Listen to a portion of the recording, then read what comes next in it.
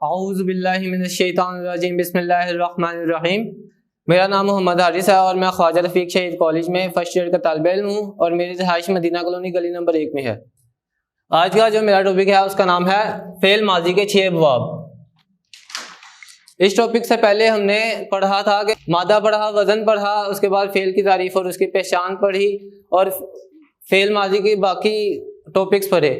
لیکن اتنا پڑھنے کے باوجود ہم یہ نہیں کہہ سکتے کہ ہم نے فعل مکمل پڑھ لیا جب تک ہم اس میں مضارع کو ایڈ نہیں کرتے، کیونکہ جب ہم نے فعل کی تعریف دیکھی تو ہم نے کہا کہ کسی کام کا کرنا،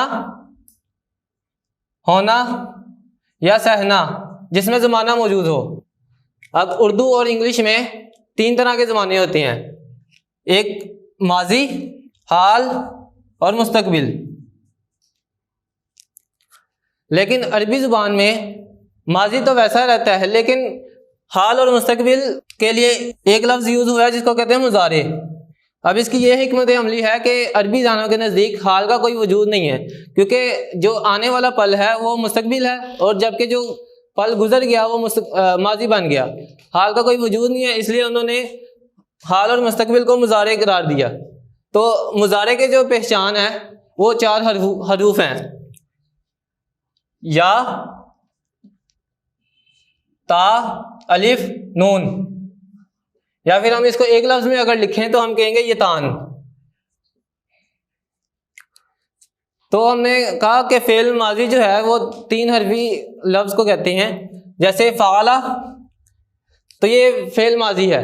جب ہم اس کو مضارع میں کنورٹ کریں گے تو ہم یا تا الف نون میں سے کسی بھی ایک حرف کو اس کے شروع میں لگا دیں گے، جیسے کہ یفعلو، اسی طرح یفعلو اور یفعلو۔ اب کوئی بھی عربی دان یہ نہیں کہہ سکتا کہ فعلا سے جب ہم مضارع میں بناتے ہیں تو یفعلو بنے گا، یفعلو بنے گا یا یفعلو بنے گا۔ کوئی بھی عربی دان تب تک یہ کر نہیں سکتا جب تک وہ قرآن کو ریفرنس پوائنٹ نہیں بناتا۔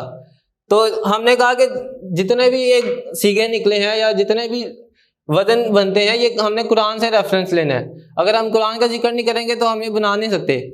تو اسی طرح ہم نے ایک قرآن سے لفظ لیا فتح، جو کہ فعلا کے وزن پہ ہے۔ جب ہم اس کا مضارع بناتے ہیں تو ہم نے قرآن میں دیکھا یفتح۔ اسی طرح ایک لفظ ہے ضربہ، جب ہم اس کا مضارع بناتے ہیں تو بنتا ہے یضرب۔ اب یہاں پہ دیکھیں کہ ایک ہی وزن ہے فعل۔ جب ہم ماضی میں دیکھتے ہیں تو فتح اور ضربہ کا تو وزن ایک ہی ہے فعلا، لیکن جب ہم اس کو مضارع میں کنورٹ کرتے ہیں، تبدیل کرتے ہیں، تو عین کلمہ جو یہاں پہ زبر لا رہا تھا ادھر زبر لا رہا ہے، جبکہ ضربہ میں جو عین کلمہ ہے را وہ زیر لا رہا ہے۔ تو ہم یہ کہیں گے کہ مضارع میں عین کلمہ کی تبدیلی سے ماضی کے ابواب بنتے ہیں۔ اسی طرح ایک حرف ہے، ایک لفظ ہے، فعل ہے ناصرہ۔ جب ہم اس کو مضارع بناتے ہیں تو بنتا ہے ینصرو۔ اب ہم دیکھ رہے ہیں کہ فتح، ضربہ اور نصرہ کا جو وزن ہے ماضی کے اندر وہ ہے فعلا، لیکن جب ہم اس سے مضارع بناتے ہیں تو وہ 3 وزن بنتے ہیں۔ جب ہم اس کو مضارع میں کنورٹ کرتے ہیں، تبدیل کرتے ہیں، تو ہمارے پاس 3 وزن آتے ہیں، یفعلو، یفعلو اور یفعلو۔ تو ہم نے کہا کہ جب ہم قرآن سے ریفرنس پوائنٹ لیتے ہیں تو ہمارے پاس یہ وزن آتے ہیں۔ اگر کسی نئے شخص نے جو تحقیق کر رہا ہے اس نے ماضی سے مضارع بنانا ہو تو وہ کس طرح مضارع بنائے؟ تو پھر وہ ڈکشنری کی طرف جائے گا، تو ڈکشنری کی طرف جب جائے گا تو وہ فاتحہ جب لفظ دیکھے گا تو اس کے آگے فا کلمہ لکھا ہوگا، فا حرف لکھا ہوگا، تو اسے پتہ چل جائے گا یہ یفتحو کے وزن پہ آئے گا۔ اسی طرح کوئی لفظ لے گا دوسرا ضربہ تو اس کے آگے زوال لکھا ہوگا، تو اس کو پتہ چل جائے گا یہ یضربو کے وزن پہ ہے۔ اسی طرح نصرہ کا ینصرو جو بن رہا ہے اس کے آگے نون کا لفظ لکھا ہوگا جو کہ اس کے وزن پہ ہوگا۔ تو کوئی جب نیا بندہ ماضی سے مضارع بنانے لگے گا، تحقیق کرنے آئے گا، ویسے جو قرآن پڑھتا ہوگا روزانہ تو اس کے لیے تو مضارع بنانا بہت آسان ہوگا۔ تو اسی طرح ہم نے فاعلہ کے وزن پہ ایک لفظ لیا سمع۔ جب ہم نے قرآن میں اس کا مضارع دیکھا تو وہ بنتا ہے یسمعو۔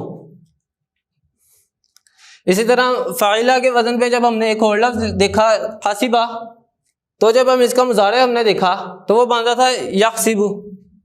اب یہ فاعلہ کا ہے، اس سے جب ہم مضارع بناتے ہیں تو دو وزن نکلتے ہیں، یفعل اور یفعل. اسی طرح ایک جب ہم فعولہ کے وزن پہ لیتے ہیں، ہم ایک لفظ لیتے ہیں کرما. جب ہم اس کا قرآن میں مضارع دیکھتے ہیں تو وہ بنتا ہے یکرم. اب ہم دیکھتے ہیں کہ فعلہ، فاعلہ اور فعولہ.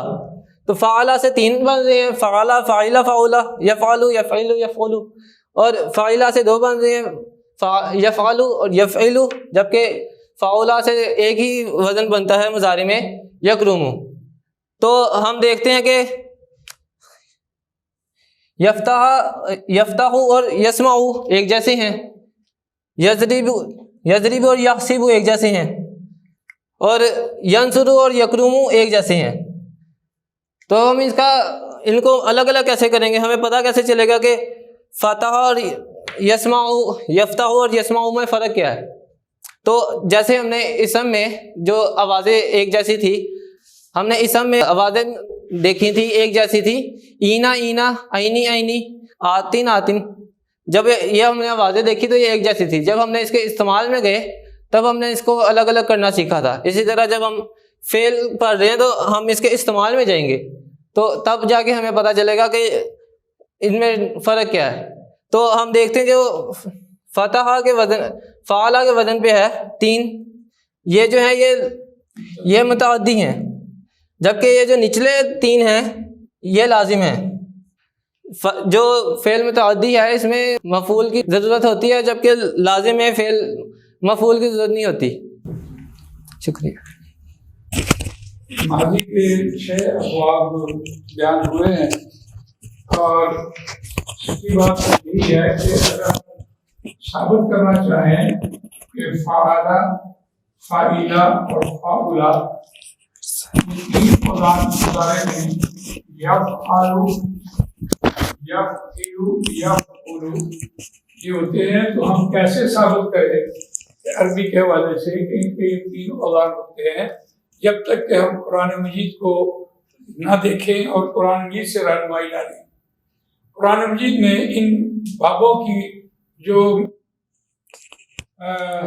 علامات ہیں، وہ بابوں کی علامات جو ہیں وہ ہم نے دیکھی ہیں.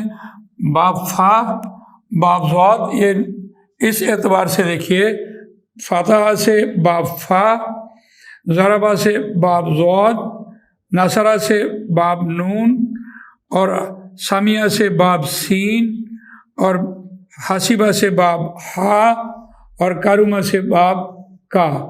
کوئی بھی لفظ قرآن مجید میں جب پڑھے گا کوئی شخص تو اسے ڈکشنری میں جائے تو اس کو یہ علامات سے پتہ چل جائے گا.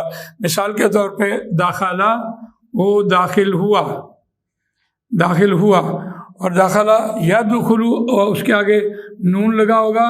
ہم نے یہ یاد کیا ہے کہ نصر ینصرو، اور یہ یدخلو میں آ جائے گا اس کا مضارع. تو یہ ایک آسان طریقہ ہے قرآن مجید میں ہم ماضی اور مضارع کو پڑھنے کا. اسی طرح خراجہ دیکھیے، باب نون سے آ رہا تھا. لیکن بڑی دلچسپ بات یہ ہے کہ جیسے ہم نے دیکھا کہ فعلہ کے وزن پر تو عین کلمہ زبر لے کے آیا، اور فاعلہ کے وزن پر عین کلمہ جو ہے وہ زیر لے کے آیا، اور فاعلہ کے وزن پر عین کلمہ جو ہے وہ پیشی لگا رہتا ہے. تو ان کو اگر کمپیریزن کریں، اسم کے ساتھ کمپیریزن کریں، تو ہم نے 3 اور اسم کے کیٹیگریز پڑھی تھی. ایک پڑھا تھا منصرف، یہ فاعلی حالت میں اور مفعولی حالت میں اور اضافی حالت میں اپنے اعراب کو بدل لیتا ہے. اسی طرح اگر اس کو کمپیریزن کریں، اس کا موازنہ کریں، تو ہمیں یہ فاعلہ کے وزن پر جو بھی اوزان 3 آ رہے ہوتے ہیں، فاعلہ کے وزن پر ہم دیکھتے ہیں باب فتح اور باب ضربہ اور نصرہ، وہ تینوں حالتوں میں اپنے تبدیل ہوتا چلا جاتا ہے. اسی طرح اس کو ہم کہتے ہیں کہ فاعلہ کے وزن پر، اور جب ہم فاعلہ کے وزن پر دیکھ رہے ہوتے ہیں تو وہ غیر منصرف ایک ٹرمنالوجی ہے جو اس میں ہے، وہ فاعلی سے مفعولی میں تو تبدیل ہو جاتا ہے، لیکن مفعولی اور اضافی میں وہ تبدیل نہیں ہوتا. لہذا جب ہم فاعلہ کے وزن پر دیکھتے ہیں تو اس کا کمپیریزن یہ آ رہا ہوتا ہے کہ وہ فاعلی اور مفعولی میں اپنے آپ کو سامیہ اور حاسمہ میں چلا جاتا ہے۔ اسی طرح اس کو دیکھتے ہیں تو یہ باب فا میں، باب ضاد میں اور باب نون میں یہ اس طرح سے چلے جاتے ہیں، اور باب یہ آتا ہے باب سین اور باب ہا۔ اور جب ہم قارومہ میں جاتے ہیں تو ایک ہی باب رہتا ہے۔ اس کا کمپیریزن ہم نے اسم کے ساتھ دیکھا ہے، اسم اور فعل دونوں موازنے کے اعتبار سے سیم ہیں۔ بہرحال آج جو لیسن تھا وہ فعل ماضی کے ابواب تھے جن کو ہم نے آج قرآن مجید سے رہنمائی لے کر پڑھا ہے، تو یہ بہت ہی آسان طریقہ سمجھ میں آیا، ورنہ عام طور پر ماضی کا مضارع بنانے میں عموماً طالب علم کو مشکل درپیش ہوتی ہے۔ تو آج کے لیسن سے اگر کوئی بات آپ کو سمجھ آ گئی ہے تو آپ کمنٹس میں لکھیں، اور اگر بات کوئی پوچھنی ہے، نہ سمجھ آئی یا آپ کو کوئی مشورہ ہو تو آپ اس پہ کمنٹس میں ہمیں دیں۔ یہ جو یوٹیوب چینل ہے یہ طالب علموں کے لیے بنایا گیا ہے کہ ہماری کوشش ہے کہ اسکول اور کالج کے جو بچے ہیں وہ قرآن مجید کی طرف آئیں اور عربی گرامر سیکھ کر اس سے قرآن سے رہنمائی لیتے رہیں۔